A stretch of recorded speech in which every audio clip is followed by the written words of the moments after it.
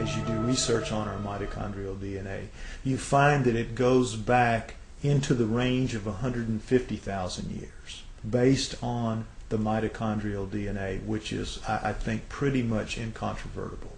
If we're 150 to 200,000 years old, that throws a huge, gigantic wrench into the establishment position that we evolved from creatures that were walking upright approximately 4 million years ago. The early Australopithecines, Lucy, everyone is familiar with her, at around 3.2 to 3.5 million years ago, and they're finding new ones all the time. And all they say is to qualify as human is to be upright walking. If you're an upright walking pre-creature, you're called a pre-human.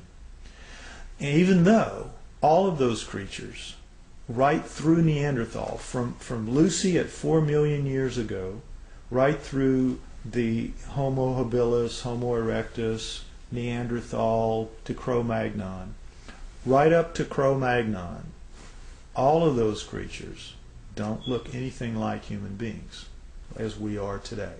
They are as different from us as primates. In fact, they look like primates. They look like upright walking primates. Up through Neanderthal, back to Lucy, and whatever's going to come before her. What could make something change so radically, literally overnight, in anthropological terms, and be anything remotely associated with Darwinism?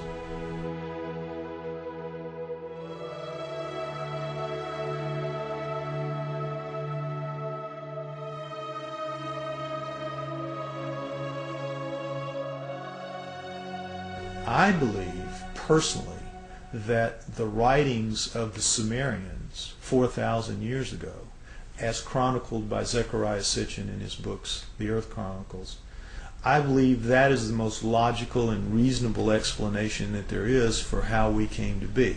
20-some odd years ago, Zecharia Sitchins wrote The 12th Planet.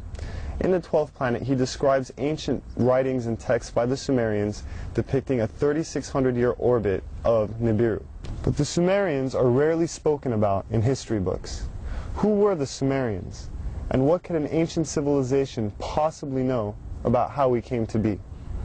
We only hear about like the Egyptians or the Mayans or the Incans, Romans, Greeks. The first culture we have on Earth were the Sumerians. And they showed up 6,000 years ago where modern-day Iraq is. It's right between the Tigris and Euphrates rivers. It was then known as Mesopotamia, Babylon, but also Sumeria, where the first culture on Earth stems. And they have left us over 100 of the first for high society to take place. For instance, stemming from Sumeria 6,000 years ago, they were the first ones to invent writing.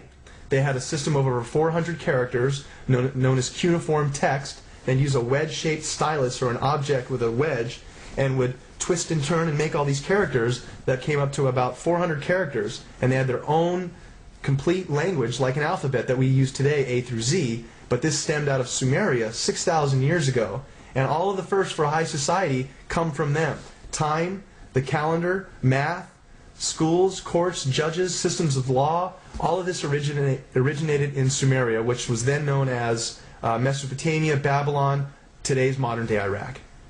The Sumerians are actually probably the most influential culture of the ancient world.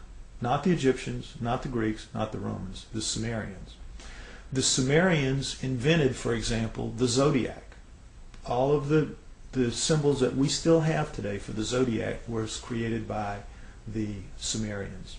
They tell an incredible story, the Sumerians do, of the Anunnaki, which is that there's another planet in our solar system, that gods, super beings, live on this planet, that these beings come to Earth.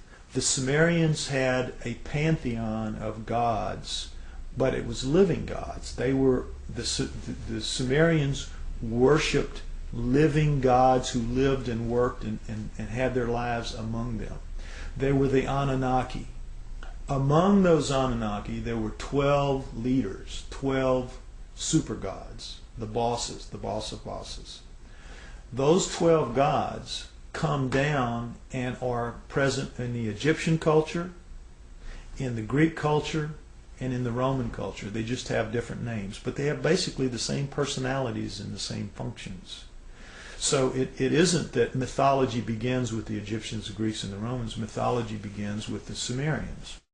Monotheism didn't kick in until the gods, the multiple gods, actually physically left. When we look at all the stories in the Bible about how God is a feared God, and if you do what God tells you, you are given the reprisal of going to heaven, or if you do wrong, you go to hell, and it's very black and white. But the Sumerians give us a lot more context into that line of thinking and how it came about in their image and after their likeness. The Anunnaki quoted to the Sumerians as saying, "We have created you in our image and after our likeness, and we were their slaves," basically, to do as they bid it. Mine the gold, do their daily chores. We were basically their slaves. The leader said, "We'll make you a slave. We'll make you a servant." And that's the reason, the impetus, according again to the Sumerian writings, for the creation of human beings. The story of Noah is a classic that comes right out of the Sumerian texts. The word Eden, the Anunnaki called the land where they lived the Eden. The Adam, they called the worker slave that they created the Adamu, plural. Could the Anunnaki have genetically engineered humans? It sounds incredible until we consider that we ourselves genetically engineer the fruit and vegetables we eat every day. From tomatoes to apples and oranges to cloning Dolly the sheep. If we can genetically manipulate DNA, then who's to say that we weren't created or our DNA wasn't tampered with by another race of beings in the past? Now the question is, were we? Did they? And if we were, there must be some empirical evidence, some clues left behind, besides writing in a text that points to this. If you look at the human genome, you'll see that it looks very much like a primate genome, except the second and third chromosomes are fused into one. So, what does that solve?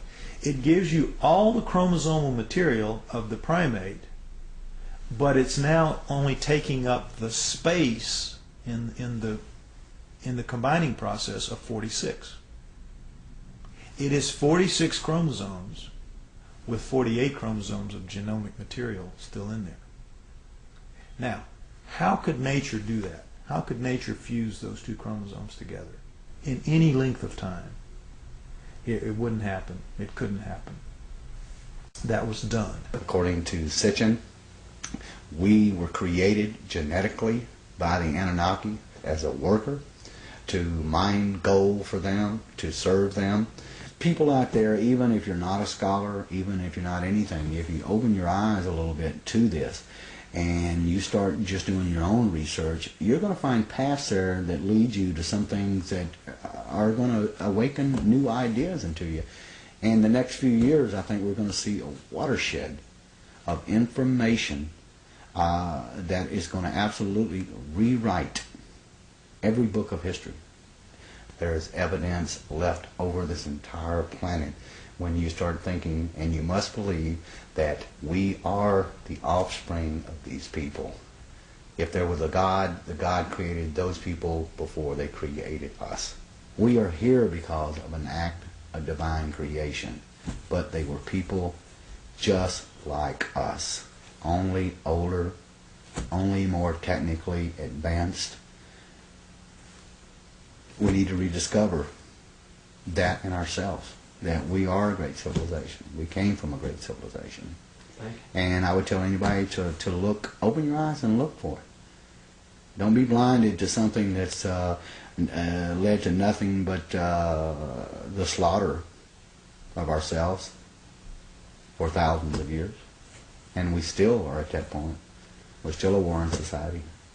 When this documentary or others like it are put out there and enough people will see it, at least that will start a beacon somewhere that will start shining a little bit brighter. And so at some point we're going to see that we have a different history than what we've been given. The proof's there. Our true history may be indeed very different than what we've been taught through the ages. Whether this data has been withheld or our identities have just been forgotten, it is our responsibility now to rediscover who we are and where we're going.